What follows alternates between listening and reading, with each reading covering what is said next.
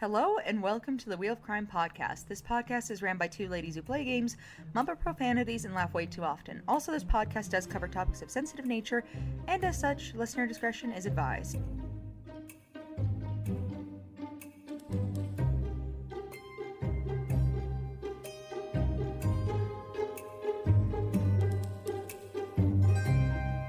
Hello, and welcome back to the Wheel of Crime podcast. My name is Jenn. My name is Illy, and yes, welcome back to another week. I just feel like Jen and M has such like a nice ring to it. Yeah, it does. But hello, Illy. Yes, that's my name. Yes, welcome back. And well, what have you been up to this week, Jen? Before we get into to our little Trixie podcast episode here. I go back to work this week officially. So I've just been basically getting ready to go back, and like I said last time, trying to get my life together. We literally talked about how stressful it was for you not being at work because of the strike, and now you're going back to work. Did we manifest this?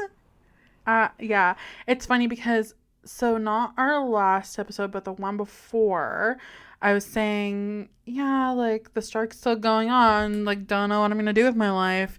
And then literally that night after we finished recording, because I think we recorded, like, 2 days before it was posted, and the strike had ended that night, and I was like, oh, sick, love that for me. And then last week when we recorded, because I think we recorded on Wednesday last week as well, I was like, yeah, I gotta get ready for work this week. And then now today is Sunday, so we're recording like almost a week ahead-ish, like 5 days ahead-ish, because Jen's about to be mega ultra busy.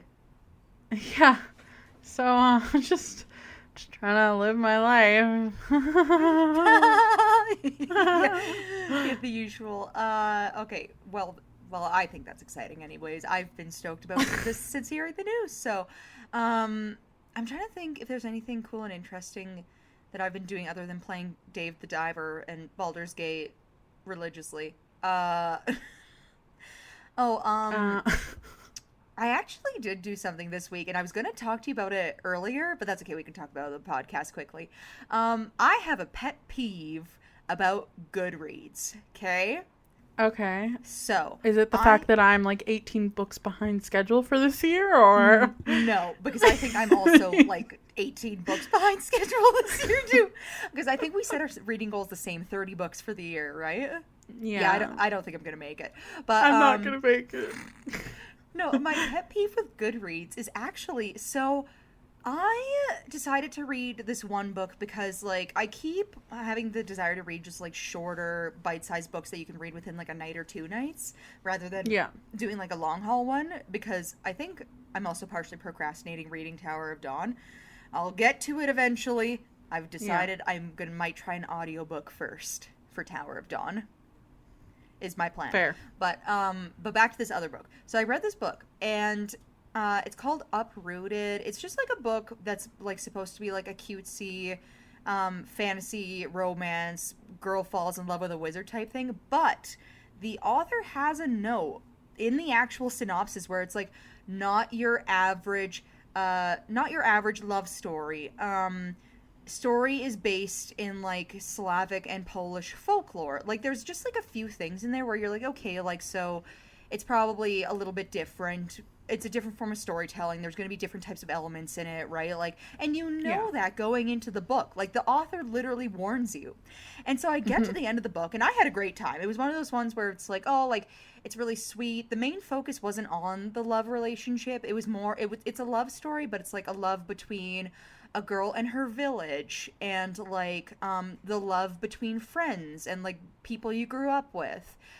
Finding love in places you don't expect it, because like her love with the wizard isn't one that she really wanted, I guess, or cared about, but it was one of those things where like she eventually learned to love him. And so it's about stuff like that. Or there's like characters in the book where it's like a love of a mother and son, the love of a wife and husband. Like it literally just covers all these different things. And I was like, oh, okay, so it's a love story, but it's not meant to be just about like these two people. It's about everybody. The whole thing is a love story, and it's written so it's like folklore-ish, but like kind of if you were to learn the story behind a folklore story is kind of like how it read to me, which I thought was interesting. So I get to the end of this book and I'm like, wow, this was really nice. You know, what a breath of fresh air. Like, I love this little treat that I gave myself. And I'm looking at the reviews, and so it's very weirdly balanced where, like, half the reviews are 5 stars and half the reviews are 1 stars. And I was like, oh, that's kind of weird. Yeah. So then I looked to see what the top review is for that book. And the top one is one of the 1-star reviews. And it is this person who is seriously ripping on the author's writing style, which I honestly thought the writing was pretty good. And like they were like mad that the spells were written in gibberish, and it's kind of like, yeah, that's usually the point. Yeah, like it's literally made up. Okay. Yeah, I'm like, it's magic. Like, I'm really sorry to tell you this. Doesn't exist. Yeah, it's not in our real world, so who the fuck cares if they're using literal gibberish words in this world that also doesn't exist? Like, where's the problem? But like, and then they go on and they're like, oh, and like this story's barely about the two of them, and like, there's all these like Slavic and Polish sounding words, but like a lot of them just like either are also gibberish or don't make a lot of sense. And I'm like, she literally said it's inspired. Like, she literally said it's inspired. And like at the end too, so in the acknowledgement section, the author is like, oh, here's how you pronounce some of the names. They're based off characters in like these different folklore stories, but this is a story that I made myself, which I thought made sense. I was like, yeah, I gotcha. I'm right with you on this one, girly pops. And then, Same page.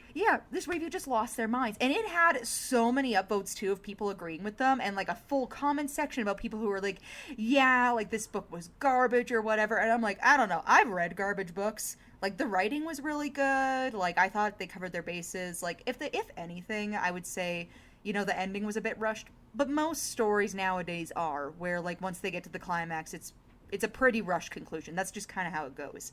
And I was like, I don't understand. Do these people just not read the synopsis of books before they go into it? Like, what is happening here? For people who read, they sure don't read. That was the thing that got me. I was like, girl, like... Did you not read the book that you're reading? But she did. That's the weird thing. So she read the book, and then she was mad about it. And I'm like, so you didn't read the synopsis? You didn't read any of the foreword that the author gives you before you start the book. You just, like, went balls deep into this book that you didn't know anything about, and then you're mad about it? To be honest, though, like, that's kind of me as well. I'm like, I'm going in blind. I don't give a fuck. See, I go in blind for stories, though, where, like, I feel like I can already predict what's going on. Like it's literally like... if I was to read something like a monster romance, for example, because they're really popular on TikTok right now, and the cover shows me a like demon and a woman and they're holding each other, I could feel like I could safely assume what the book is about. You know what I mean? Yeah. But like if it's a book that's a little bit more obviously has some type of characterization to it, I feel like it's a little unfair to be like, oh, I was expecting this, and it's like, but were you? Like, what gave you the right? Yeah, I was like, what gave you the idea? Like, how did you get here? How did this happen? Yeah. What brought you to this conclusion? And, like, I guess the main thing that people were ragging on, too, they're like, there was only one sex scene. And I'm like, if you're looking for more, that's an entirely different genre, my friend. Like, you need to go somewhere to ACOTAR if you want the booty. That was my thing. I'm like, if you want booty, it's called smut, darling. Like, put it in your search bar and pick your poison. Like, that is how it works. But if you were reading an actual fantasy romance book, it is going to have a storytelling element. That's kind of just how it goes. Just part of what you're signing up for. Anyway, but that's my rant for the day, because I was like reading through those reviews and I was just like stunned. I was like, what happened here? This oh my god. This comment section is a wasteland. Honestly though, yeah, I feel like I have no business using Goodreads because I don't understand how to rate books. Like, I'm just like, if I enjoyed it, I'm like, yeah, sure, 5 stars. I don't know. I do it on feeling. Like, yeah, like, I don't know. You're good, I guess. Like, To Kill a Mockingbird, 5 stars. Akatar, 5 stars. Like, there's no metric in my head. That's my thing. So it's funny too because I was talking about one of my siblings about this the other day because I'm really the only one out of my family who really likes to read as far as like the kids go. And she was like, "Oh, like how is it that you can even find books you enjoy?" And I'm like, dude, honestly, they can be written badly. Like they could like all these different things like that book I talked about last time where I wasn't even sure that I liked it, but if I had a good time reading it, that's how I rate it. Like not necessarily on quality. I like that does tie into it in a way, but if I had a good time, that's how I rate it. I mean, like, to be fair, like, there's a lot of, like, really highly regarded Pulitzer-winning books that are, like, phenomenally written that I'm like, I DNF'd it because I just, like, it wasn't the vibe. And that's the thing, too. You have to be in the right headspace for it. Or, like, sometimes I'm in the mood to read something a little bit wordier with world building and everything else. And sometimes I really just want to pick it up and be like, girl meets boy. Have good time. They fuck. Rescue something. They fuck. End of story. And I'm like, wow, that was a great book. 5 stars. I loved it. 10 out of 10. Literally. And so it's funny too because my same sibling who I was talking to, she was like, oh, like, well, why don't you have you ever thought about writing books? And I was like, yes, but I'm critical enough where I would just like think it was dog shit from like the time I started to the time I ended. But then again, you read books that are also dog shit and you're like, maybe I should just do it. I don't know. You know what? Live your dream. Although I feel like being an author is not as lucrative as you might think. So I feel like it would have to be your passion. Yes. And that's the thing. I hate writing is my problem. Like I'm an ideas person, but as soon as I have to actually pick up a pencil or anything and put it on a paper, I'm like, ah! Like I want to rip my hair out. Yeah. Or like having to like use proper punctuation. Oh, kills me. Hate it. See, I love that shit. My husband, his nickname for me is the Red Pennifer. The what? The Red Pennifer. Wait, like a red pen is in correcting stuff? That is hysterical. I love that.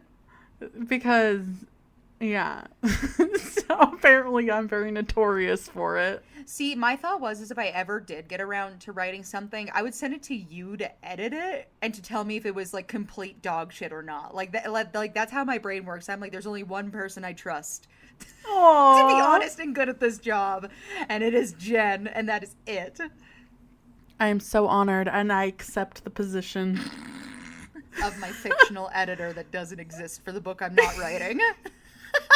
Well, one day, if you do, I've already accepted, and we've got a verbal contract that's being recorded right now, so you can't get out of it now, girl.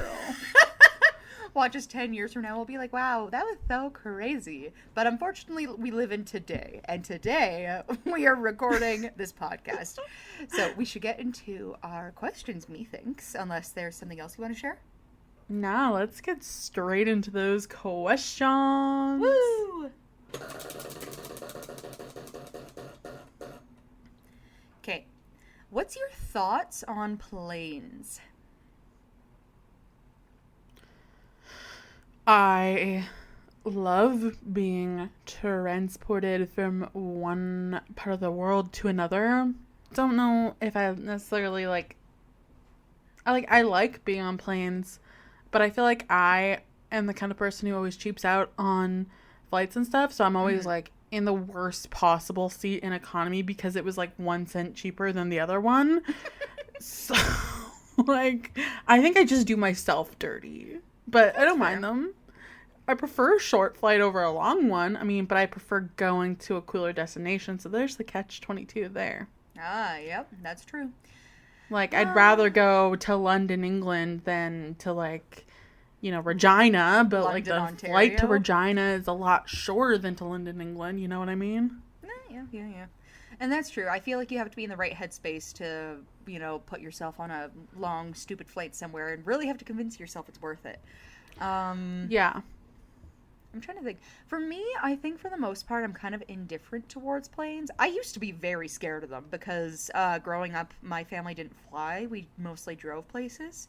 So and it wasn't even the flight itself that scared me. It was like the process of actually getting on the plane. It's almost like I kind of just like saw everything like going through securities, like these like impassable obstacles in my way. And I was like, what if they think my pens are poison and they pull me over and refuse to let me get on the plane?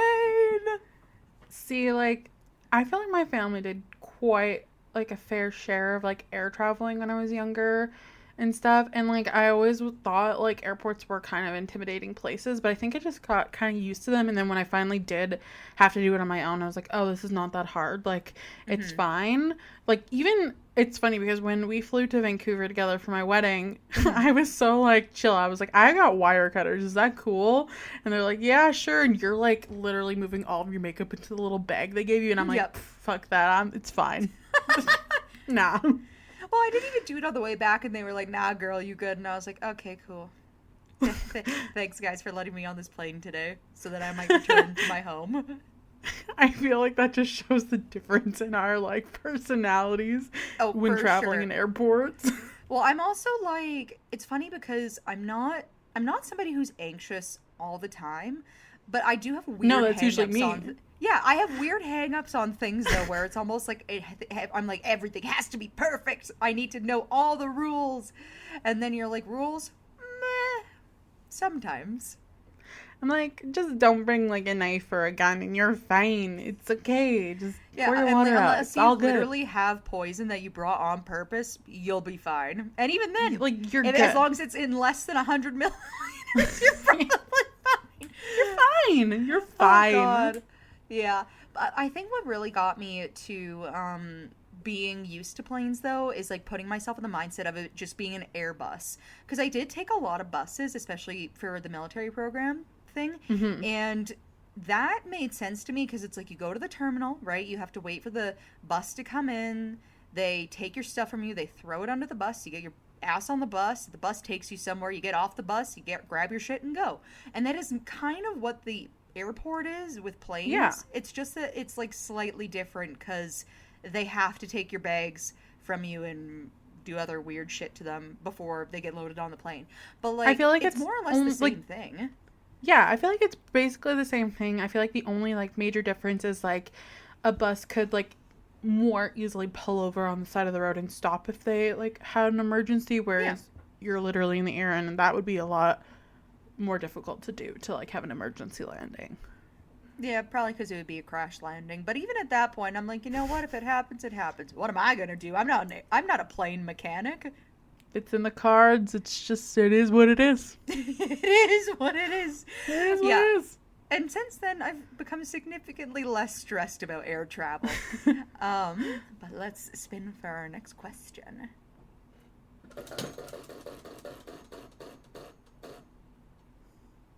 So, what in general is your favorite mode of transportation?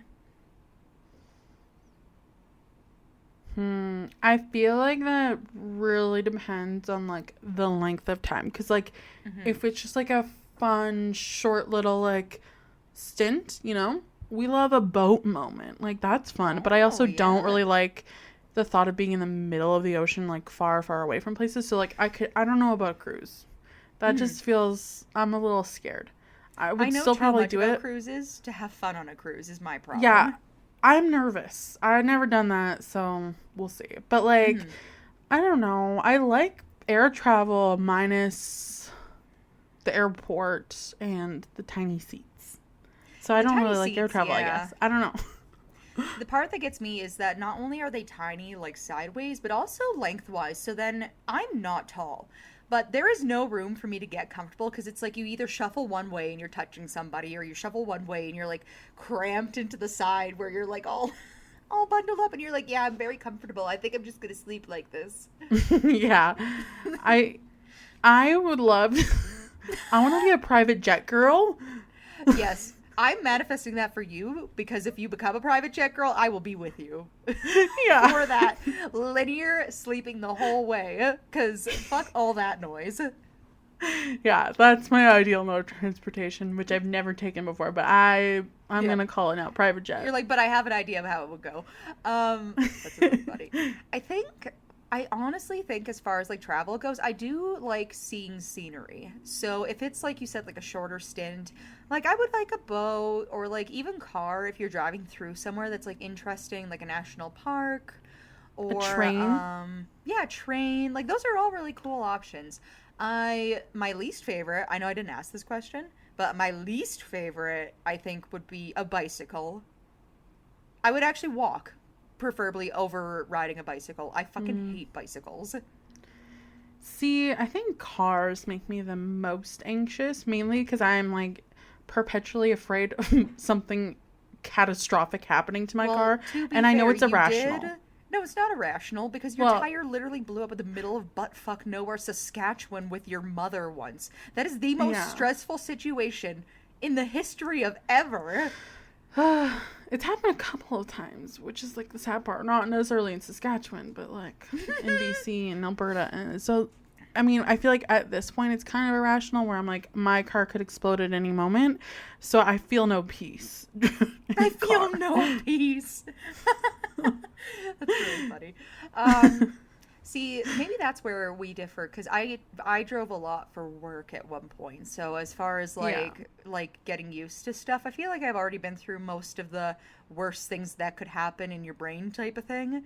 And I'm like, I know how I'd react in these situations, so I feel safe. I feel good with this. Did you not have like lots of car issues when you're doing that much travel for work though? Oh, 100%. We had car issues like every other week. So, See, that um, sounds so stressful to me.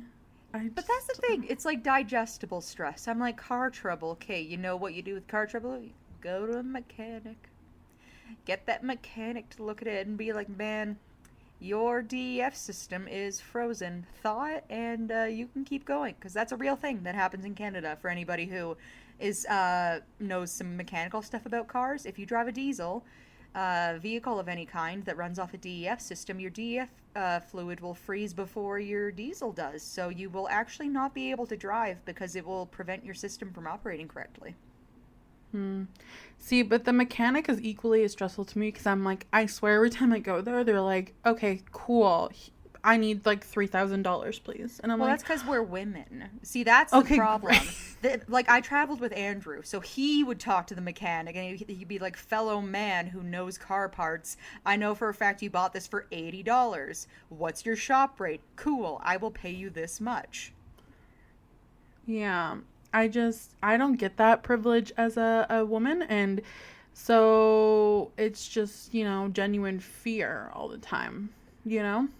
You could always just, like, put on a mustache and pretend you're John, and show up and be like, yeah, there's this thing going on in See, my he doesn't really car. know much about cars either. So he's just like, sure. I know, that's what makes it funny. So I don't remember if I said this on the podcast earlier, but this was when we were on our break. But in the summer, I got locked in a car wash because like my car just like sporadically turned off for legitimately no reason, which was very rude of my car. But I like literally, I don't know why this was genuinely very irrational, but so I was in the car with my husband and he was driving. And he's like, oh, fuck, like the car wash is over and we're trying to turn the car on and it wouldn't start. I just like got out and ran out because I was like, I can't be stuck in there. Like I'm not getting stuck in there. Homie, they have two giant doors that open. You wouldn't be stuck in there. I know. Like, so literally we're yelling at each other from like across the road because I'm like outside. I'm like, I'm not coming back in there. I'm not getting stuck. Oh And then my I like God. call And my he's dad he's and I'm my like, wife ditched me in the middle of the car wash and it won't turn on. and so then I call my dad. I'm like, Dad, I'm like crying. And I'm like, I don't know what to do. And then I'm like trying to explain the problem to him, and he's like, I'm like a different city away. Like you're gonna have to like Literally. call someone to come like get you out. And I'm like, He's like, I don't know what you want me to do, but whatever it is, it's not happening. Like, I'm just scared and I need someone to figure this out because like I do not have the bandwidth to deal with any more car problems. I swear to God. To be fair, your car specifically has had some very weird issues. I will say though, because prior to this, Jenny did have an issue where the car would rattle at high speeds, which was 110% like a wheel alignment issue. Yeah. Yeah. Yeah. It was. So. Was past tense. Yeah, we fixed it. Don't worry, guys. I take care of my car.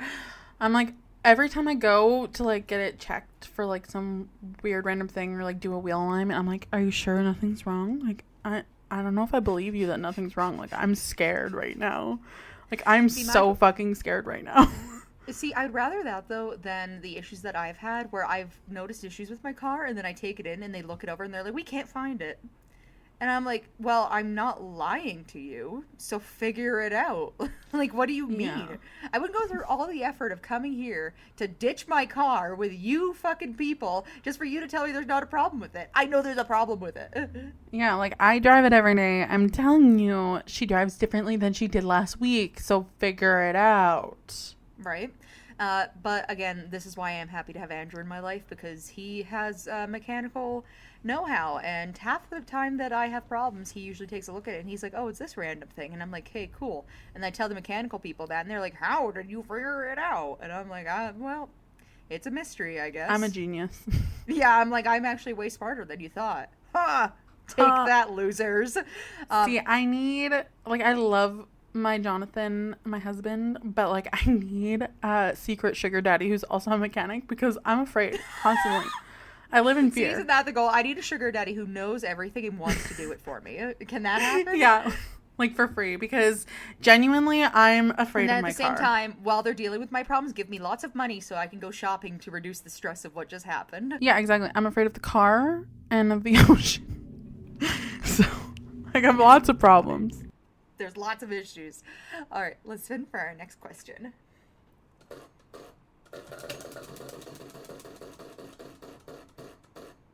I like how over the years, the wheel has just been slowly becoming more and more busted. It's like missing half of its little peg protectors and everything. It's put the work in. Oh gosh. Are you scared of flying? No. Me either, now. Like I said, I used to be. Not so much anymore. Yeah, I mean, I feel like it's just because, like, my parents exposed me to it young, so it just was, like, a normal thing.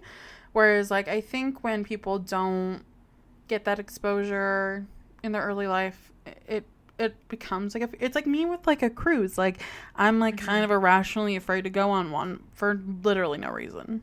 But you see, it's not irrational, though, because I've shared with you already the statistics of what happens to people on cruise lines where it's considered a no man's land. And there are so many crimes that happen on cruises. Yeah. So many. But, like... Not to mention you're in the middle of the ocean. And who knows what's out there? I'm sure it would be great. For some people who are maybe less smart and less stressed than we are, but... Like, I think if you just, like, went there for the vibes and you're like, you know what, if I die, I die. I'm just going to drink all these margaritas every day. You'd be fine. You'd have no issues. But to get to that point, I would first have to overcome my fear of being on open water. Once that happens, then I would be good. That, for sure. I'm, like, there's nothing scarier. I don't know if you've ever played GTA, but... Like Grand Theft Auto? Yeah. But in the... Probably not. Okay. I love driving around. I don't play the story. It. Yeah, I don't play the story mode, but I love driving around in it. And in the last one, I think GTA 5, I could be completely wrong. I'm not a gamer girl, so, like, don't yell at me. But you can get a boat and go out to, like, the ocean because it takes place in, like, LA. And if you hit, like, the end of the map, your boat sinks and then a shark comes and attacks you. Oh. And the amount of times I've done it just because I'm like, wait, where is it? And then I keep going and they throw the remote at Jonathan and I'm like, help me, I'm scared. And then he's like, I'm fucking scared. He's like, bitch, I'm scared too. Like, literally. I want to tell you that I know no peace. I 100% mean it. Like, I don't know That why. is so funny. See, I thought this was Grand Theft Auto. I could be wrong, but there's another game you can play where you get in a boat and you just like take off. But the one that I was always scared of is it doesn't even warn you, because a lot of games are good now where it'll give you like a 3, 2, 1 countdown when you get too close to the border and then take you out. Yeah. This one, it's just random. Like, you'll be on the open ocean, and then all of a sudden a kraken comes out from below and grabs you with tentacles and pulls you underwater, and then it's like game over. And that's its perimeter setting. And it used to scare me so bad, because you'd be like, well, I want to go on the ocean, but like, what happens if I go too far and the kraken gets me? Literally. And like, usually I'm only out on the ocean because I'm trying to evade the cops, because I like ran over 4 pedestrians. I think watching you play Grand Theft Auto would actually be very entertaining. That might fill my spirit a little bit. Well, when you come next, we'll have to do it. We'll eat some fancy sushi, because I've been playing my sushi game, and then we'll watch you play Grand Theft Auto 5 and drink margaritas. That sounds like the best vibe for a weekend I was gonna ever. say, when are you free next? I might make it sooner. Yeah, can you come tomorrow? Yeah, right. Like, what are you doing tomorrow? Oh gosh, that's so funny. Okay, let's spin for our last question.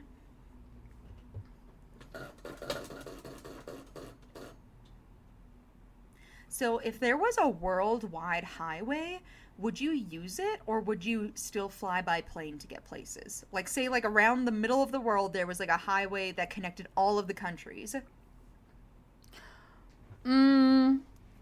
I feel like it depends, because I feel like the problem with that is that it just takes, like, even like driving across Canada, like it would take fucking forever, versus I could get on a plane and do it in like 6 hours, you know? Mm-hmm. See, that was my thing too, because it's funny. Sometimes when I'm coming up with questions, if Andrew's home, like I'll ask him to like submit questions, and this was one of his. Because if he said if there was a worldwide highway, he would rather take that than fly.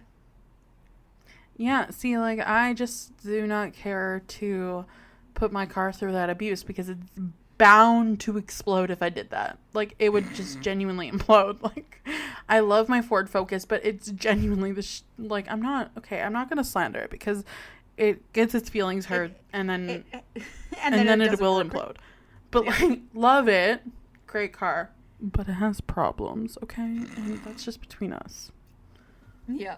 I have been lucky so I drive a Nissan Juke, and it's pretty good for the most part. But it's got loose battery terminals that I have to tighten regularly, which I don't love. Mine does too. Yeah, otherwise it just kind of dies in the middle of the road. Or in a car wash. Yeah, or at a car wash. And then it also doesn't handle super great in the wintertime, because it's definitely like a summer or a warm country kind of car.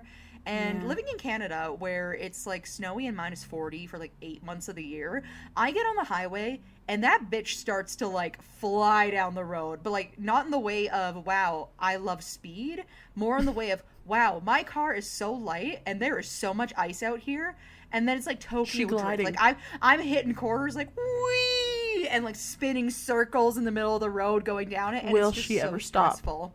And she just never stops. And like, it's funny, I was telling my mom one year, because for a long time, my mom was one of the people who, she was like, oh, I really love how Nissan Jukes look. I would love to drive one day. And I'm like, you say that until there's snow on the ground. And then all of a sudden you turn into a Hot Wheel car. And you just spin all over the place, and you're doing wheels and hitting corners like nobody's business, and you might hit somebody one day, and it's not your fault. It's 100% the car's fault. See, that's kind of how I feel with my Focus too. Like, love her. She's great, but the front wheel drive is not ideal. I probably should be driving an all-wheel drive, but that's the thing. I don't. The Juke is an all-wheel drive, and it still acts like that. It still acts like that. See, yeah, I don't know. The only vehicle I've driven, my old Canyon, like GMC Canyon that I used to drive, was the only one that handled the roads half decently. And then all of a sudden I'm like, wow, so this is why where we live there's 800,000 people who drive trucks. Everything makes sense now.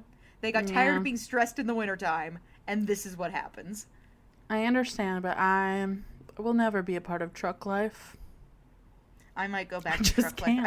I never wanted to be a part of truck life, but I might. I'm thinking about it. You live in the country. I know, I'm like halfway there. At this point, it's kind of like, I think I have to. You It's got to different if commit you're to the living in the bit. city. I feel like with my juke in the city, it would have been a lot easier because at the maximum, you're driving like 60 kilometers an hour regularly. Mm-hmm. Whereas, like living in the country, you're pretty frequently going between like 100 to 120 kilometers an hour, which is a very different experience in a small, light car regularly. Yeah. So, based off these questions, can you guess what my story for you is today? Ooh, someone, a girl named Jen gets no peace because no matter how she travels, she's gonna die. And that's it. No, but that does sound like the story of your life. Um, so I am going to tell you today about some of the world's most interesting plane disappearances that have happened. Ooh.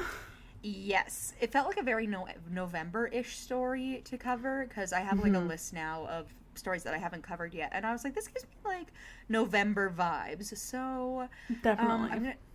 so I'm gonna start with giving you a description Okay. of of an aircraft, in case we didn't know. Wow. Never heard of an aircraft before. Tell me Ever. everything. Yep. So, an aircraft is a vehicle that is able to fly by gaining support from the air. It encounters the force of gravity by using either static lift or the dynamic lift of the airfoil, or in a few cases, direct downward thrust from its engines. Common examples of aircrafts include airplanes, helicopters, airships, this is including blimps, gliders, paramotors, and hot air balloons. So that's just like in general what an aircraft is. And then Right. the Cessna 172 Skyhawk is the most produced aircraft in history. The human activity that surrounds an aircraft is called aviation. The science of aviation, including designing and building aircrafts, is called aeronautics. Crewed aircrafts are flown by an onboard pilot, whereas unmanned aerial vehicles may be remote controlled or self controlled by onboard computers. Aircraft may be classified by other criteria such as lift type, aircraft propulsion, if any, and usage, as well as others. So, Wow. basically, aircrafts are lots of things. If they have a pilot, it's classified as one thing, and if it doesn't have a pilot, it's classified as another thing. And then also, it's classified differently depending on what type of propulsion it uses to actually make it airborne. And that's what we know. Incredible. Fascinating. But yes, we will now get into the story, which is, I was just going to go over some of the most interesting plane disappearances in the world. So I could go into a lot of details about a few different ones, but since these aircrafts are still not found, I just figured I'd go over some of the ones that we know about and maybe a few of the ones that you didn't know about. And yeah. Well, take her away, Em. All right, so to start with, everybody's favorite, Amelia Earhart's aircraft disappearance. Amelia's. I always wondered what happened to her. So there's a few theories, and that's also why I didn't want to get too deep into any specific story, really, is that a lot of the time, since people haven't found these things yet, there are so many theories. And then there's so many things, too, about, like, where, in, say, some other aircraft disappearances where they get into the lives of, like, the people who were on the airplane, which feels weird to do posthumously, especially since the planes haven't been found. Right. So I'm just keeping it a little, not like vague, but a little brief, just giving you the here's and there's of like what happened. So, Right. with Amelia Earhart, she was the first woman to cross the Atlantic Ocean in a plane, which was in 1928, and then the first woman to fly solo across the pond, which is the sea between Canada and England.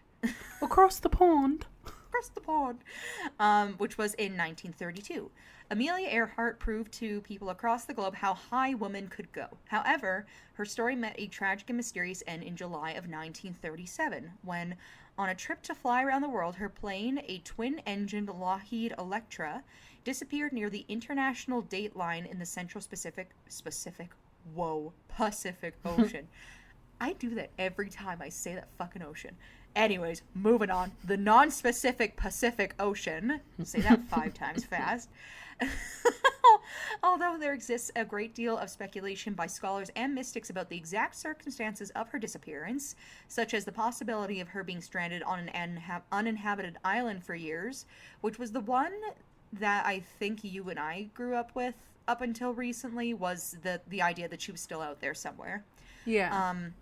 But nothing is known with absolute certainty. So that's kind of like the synopsis of what we know for sure. But just since this has been such a popularized case, I will say that there is a theory now that they have where they think that she washed up on one of the islands in the ocean that's a smaller island and may or may not have been eaten by coconut crabs, is what they think. Oh, that's depressing. Yeah, because I don't know the details exactly, because, like I said, I didn't really want to get too into it, especially with so many vague things that happen after plane disappearances.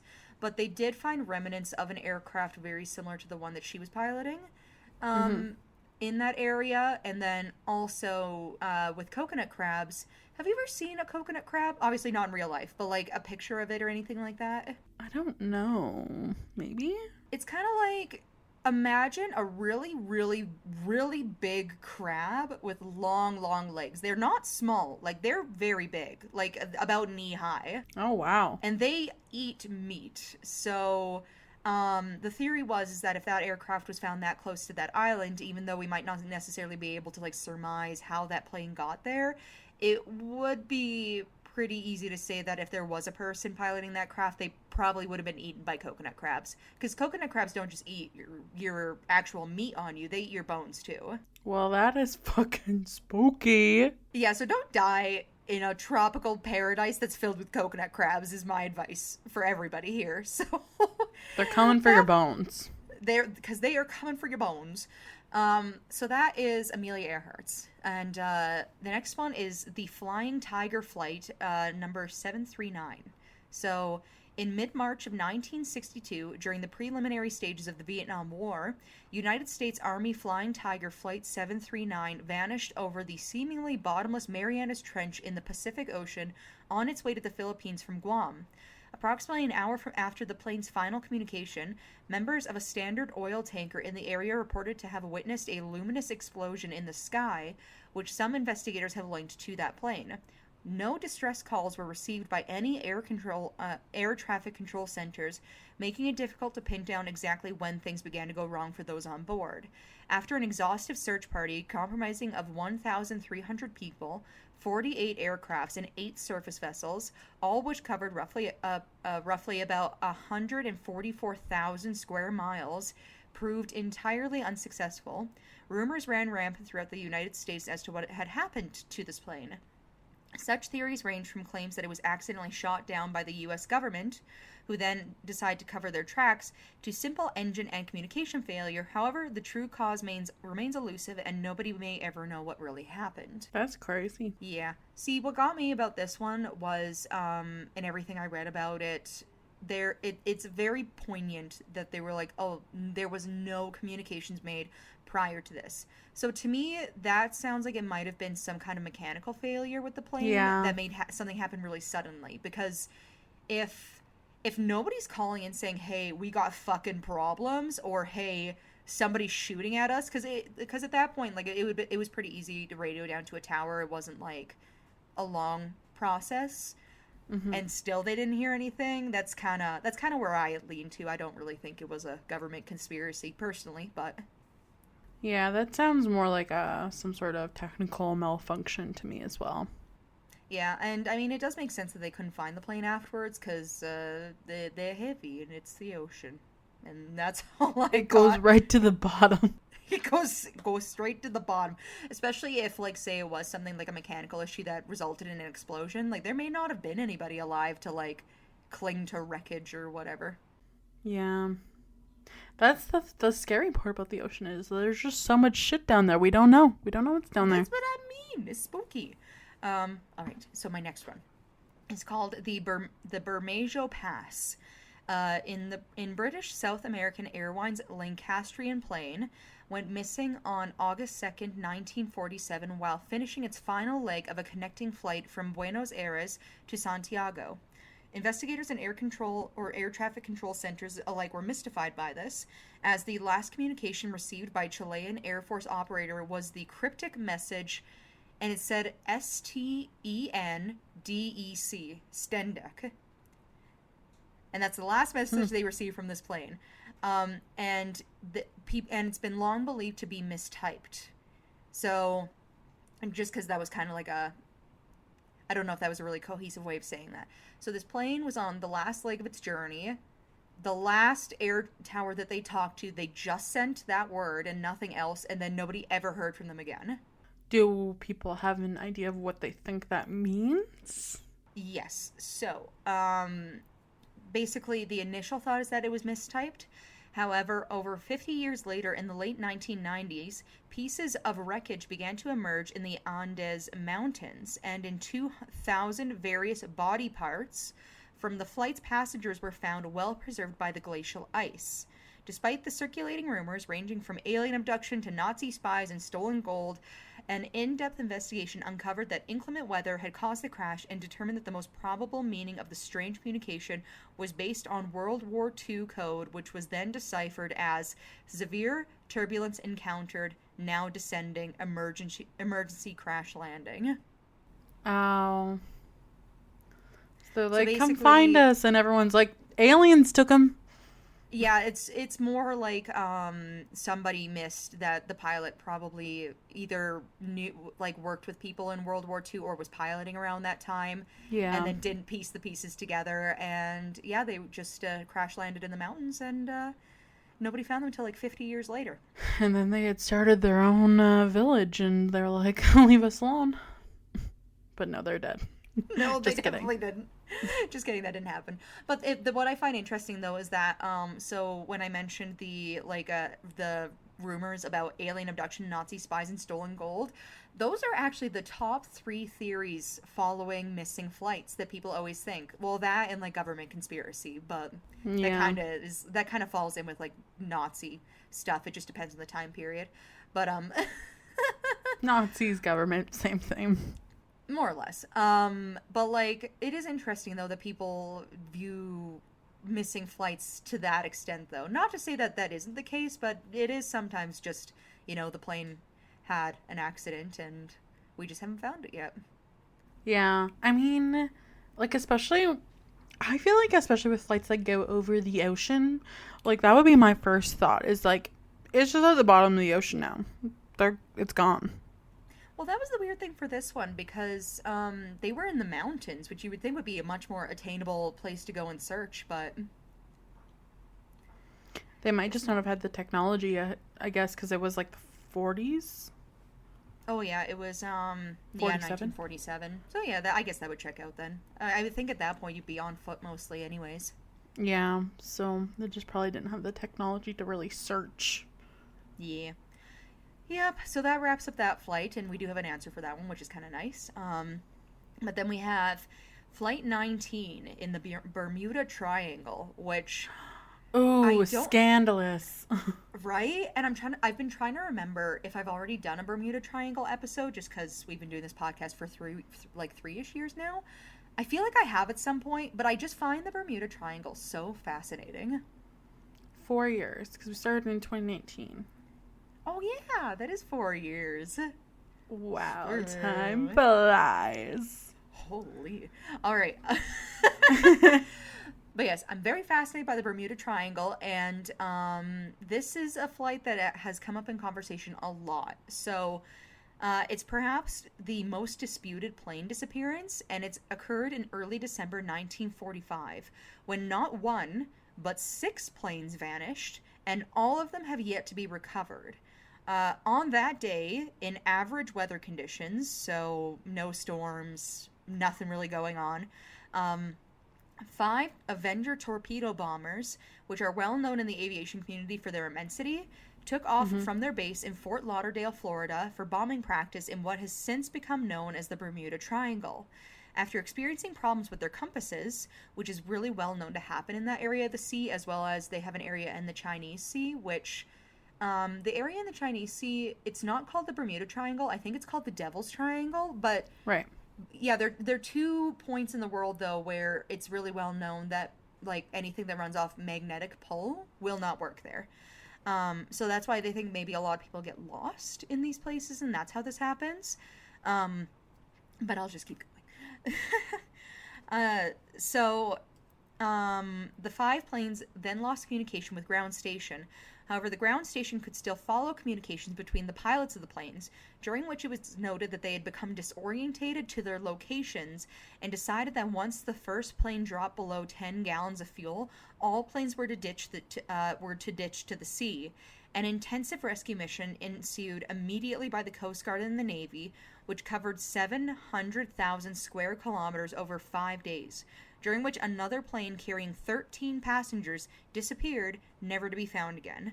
The only clue as to its fate was a report from an ocean liner that was in the supposed location of the plane at that specific time, claiming to have seen a giant fireball in the sky. However, to the date of this publication, no debris of any of the 6 missing planes or their passengers has ever been found, thus sparking the mysterious aura surrounding the legendary Bermuda Triangle. That's crazy. I feel like it makes sense to not find debris from like one plane that crashes, but you would think from 6 you would find something. And like, so 5 of those planes were considered to be like pretty big planes too. And then 1 passenger plane with 16 people. That's crazy. So it's definitely interesting. And I kind of have always had my own thought about this, where if you have 5 of those planes that are there for bombing practice, though, and they all have bombs on board, to me, that says maybe they... So I imagine, this is just my own theory, like everybody has their own online, because, of course, like I said, government conspiracies, Nazis, gold, alien abduction. Everybody has thoughts about this. Yeah. I honestly think that because of the magnetic pull in that area, messing with their compasses and stuff, they got lost. They had this plan where they were going to go down and just board on the sea once they reached 10 gallons to float safely. Maybe something happened where they went to land and one of the bombs accidentally went off and took them all out. Yeah. I could see like something went wrong with like the cargo and they just fucking exploded. Yep. Or even like who knows, there could be so many things. Like, that's the thing, is that you don't really, there's no details to really like support anything, but it's like what we do know for a fact is 5 planes, same area, bombing practice, ran out of fuel, nobody ever found them again.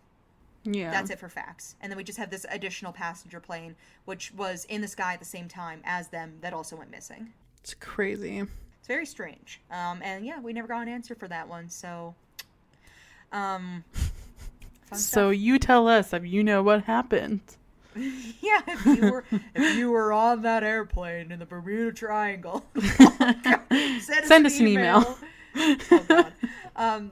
So then my next one is a fellow named Glenn Miller, who disappeared over the English Channel. So in mid-December of 1944, Glenn Miller had already secured his place in world history as being one of the biggest band leaders and a true innovator of the swing genre. So music. However, when the plane he boarded was never seen again after its takeoff, his status grew to that of an American legend.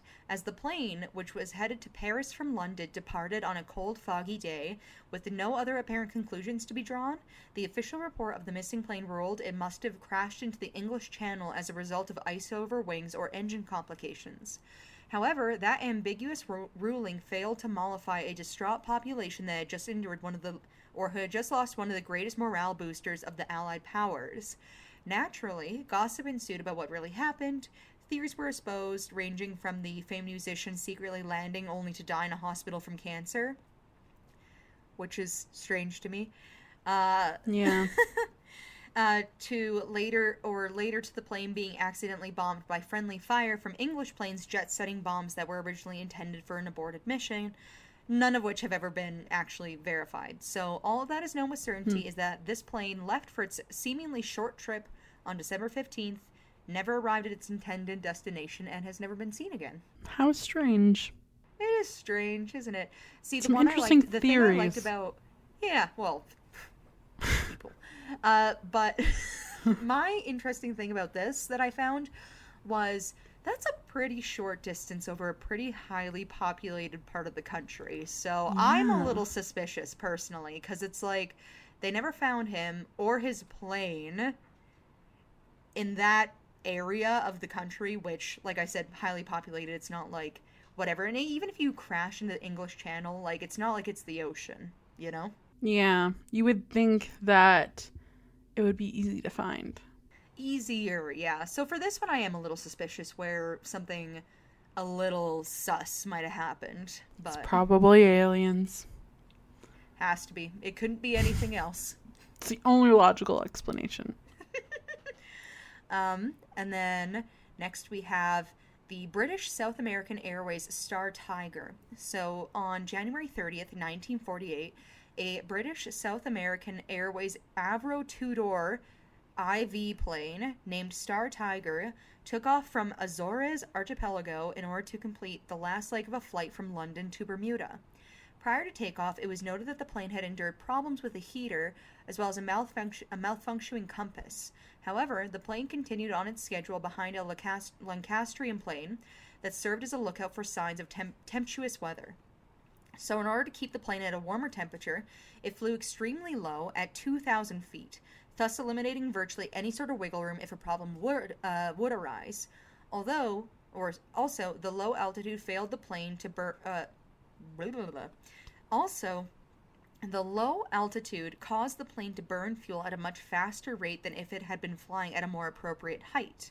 When the Lancastrian plane successfully landed and was not immediately followed by Star Tiger, ground control began to worry. Rescue crews searched without luck, and all 25 passenger and 6 crew members were never heard from again, leaving investigators to conclude that in connection to the whereabouts of the plane, it may be said that no more baffling problem has ever been presented. Recent investigators blame the unreliable design of the plane, possibly gales that could have blown it straight into the sea, and the decision to fly so low. However, not so much as a life preserver or a piece of broken glass has been found in connection to the Star Tiger.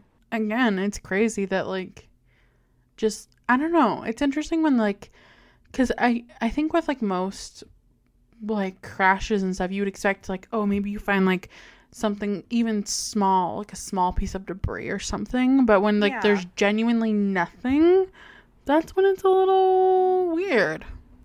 And that's why, like, in each of these plane crash stories, other than, you know, the one that we were able to get a conclusion on, they all are in the same way where they never found remnants of anything, which it is kind of spooky to think that you get into like something so big and they can't find it. I will say though, this story with the Star Tiger, when I read it initially, I was like, to me what that says is poor decision making. Like they should not have Yeah. been flying a plane that needed services. They should not have been flying a plane so low over the ocean. They shouldn't have been flying a plane in that condition with passengers as well. Like there's just so many things where I'm like I feel like this was just a bad decision making that led to them probably crashing into the ocean is what it sounds like to me.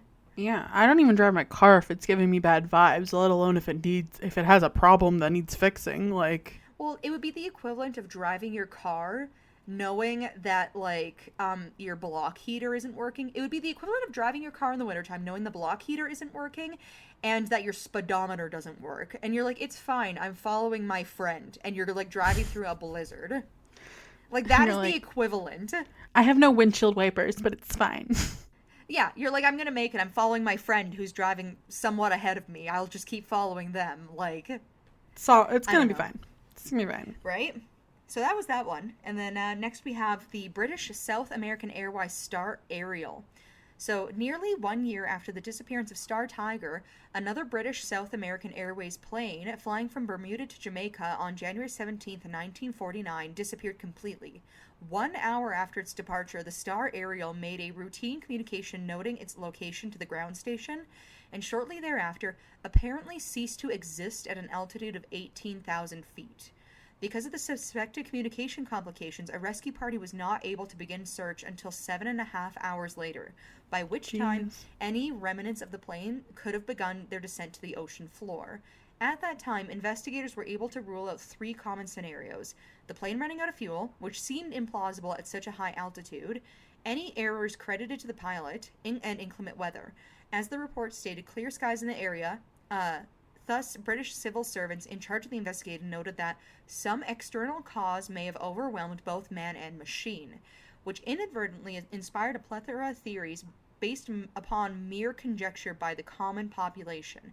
However, with time, some experts have claimed that whatever happened must have happened quickly, without warning, therefore leading them to believe that there was an explosion resulting with a combination of defects inherent to the plane's design in rare circumstances. Whatever the explanation, no debris has ever been found, and all 20 passengers were reported missing and have now later been presumed dead. You know what I think happened? If you say aliens one more time... No, see, they were looking for aliens, so they just kept going up, and now they're just in space, and they can't get back down. It's fine. They're good. You know what? I'll take that one. It's better than my theory, which is for whatever reason this company was doing bad maintenance on its planes, and yeah, that's my theory, because the Star Tiger and the Star what's the name of this one? Star Ariel were a part of the same company and had very similar disappearances. So I think there might have been a mechanical issues of a sorts happening there, but yeah, so fun. Another one swallowed up by the Bermuda Triangle. What the heck? Yeah, and yeah, that's pretty much it for my your plane tales. Stories. Yeah, well, there are so there's lots of different plane crashes of varying sizes over the world that have gone missing, but these are kind of the more notable ones where people read into them and kind of have a lot of different theories about what happened. And yeah, so all of them except for our lovely, let me just go back to that one, the Bermuda Pass airplane, which they just say is the British South American Airways Lancastrian plane that they found. So all of them except for that one were found. Or all of them except for that one were not found. Yeah. Opposite.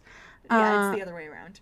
Yeah, it's so interesting, because you would think that, like, such a giant, like, metal craft wouldn't go missing that often, but it does seem to happen, like, more often than you would expect. It definitely happens more often than you think it would happen. And I love, too, that a lot of these stories take place between, like, the 30s and the 60s. So there was for sure a good 30 years there where some suspicious happenings with planes were going on. Shit just went missing, and they're like, well, she gone. Pretty much. And yeah, that brings us to the end of today's story. If you liked it, you can leave us a review wherever you're listening to your podcast, or our podcast, which is now your podcast. And 5 stars is lovely. Obviously, if you have your own feelings, do whatever you please, but that'd be great for us. If you would like to email us, we are wheelofcrime@gmail.com. We also have our social media, which is Facebook, Twitter, TikTok, and Instagram, all at Wheel of Crime. We have a Patreon if you would like to donate to the show, which is Wheel of Crime on Patreon. We also have a website, which is www.wheelofcrime.com if you want to look us up on there. And as always, we do still have our listener stories little Google form open on our social media if you want to be able to submit a listener story on there. We do them periodically, so if you listen to us and you're like, wow, I have things to say that kind of relate to what you talked about, you can submit us one on there, and you'll get a chance to have it featured on the show. And yeah, that's pretty much everything. Yeah, and next week marks the beginning of our Christmas episodes. It's about to get festive and crimey all at once. Hell yeah. This year, Emily and I decided that for the themes of our Christmas episodes, we're going to do famous Christmas lyrics. So I think we should spin the wheel to find out what our first famous Christmas lyric is going to be. So take it away, Em. It's Christmas Tree Farm. Do you know what song that's from, Emily? Christmas Tree Farm? If you say Taylor Swift. It is Taylor Swift. Fuck off right now. I knew it. I saw like the list and everything, and I was like, oh yeah, I like Christmas music. But I saw this one, and I was like, this has got a little bit of the T Swift stank on it. Oh, we love that for us. I'm so glad we got this one. So tune in next week to hear 2 crimes about Christmas tree farms, because Emily and I will be sharing our holiday episodes as usual. So that's it. That's all. See you next week for another new episode. Okay, bye. Bye.